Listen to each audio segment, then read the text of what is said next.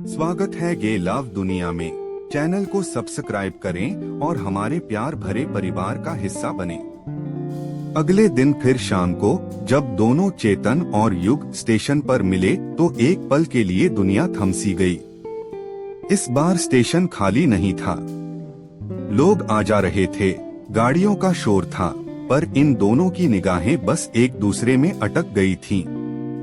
चेतन ने बिना देर किए युग का हाथ पकड़ा और उसे एक कोने में ले गया।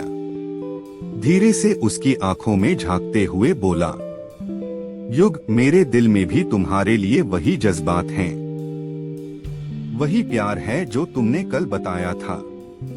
ये सुनते ही युग की आंखों में चमक आ गई। उसका दिल तेजी से धड़कने लगा। फिर चेतन ने थोड़ी हिम्मत करके पूछा, क्या हम दोनों कभी एक डेट पर जा सकते हैं? युग मुस्कराया और हाँ कह दी, लेकिन साथ ही पूछा, कहाँ चलेंगे? चेतन ने हल्की मुस्कान दी और बोला, बस मेरे साथ चलो। दोनों एक ट्रेन में चढ़े और भीड़ में एक दूसरे के करीब सटे हुए बैठे। वो सफर चुपचाप था, मगर उनकी धड़कनों की आवाजें सब कुछ कह रही थीं। कुछ स्टेशनों बाद दोनों एक जगह उतरे और फिर टैक्सी लेकर एक फ्लैट पर पहुंचे। चेतन ने दरवाजा खोला और कहा, ये मेरा घर है। युग ने उसे बाहों में भरते हुए कहा, लगता है आज की शाम कुछ खास होने वाली है। फिर चेतन ने युग को बैठाया, खुद किचन में गया और दोनों के लिए खाना बनाया। खाना खाते वक्त दोनों खूब बातें करते रहे, जैसे वक्त थम गया हो। युग ने मुस्कुराते हुए कहा, तुमने इतना स्वादिष्ट खाना बनाया, तुम्हें तो शेफ होना चाहिए। इसके बाद दोनों चेतन के कमरे में गए। चेतन ने धीमे स्वर में पूछा, क्या तुम्हें ये सब ठीक लग रहा है? युग उसकी परवाह देखकर मुस्कुराया और बोला, तुम जैसे हो वैसे ही मुझे पसंद हो।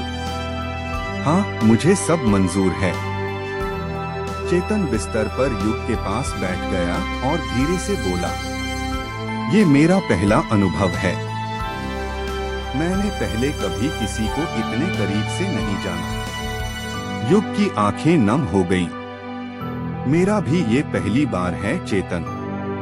फिर चेतन ने अपनी शर्ट उतारी।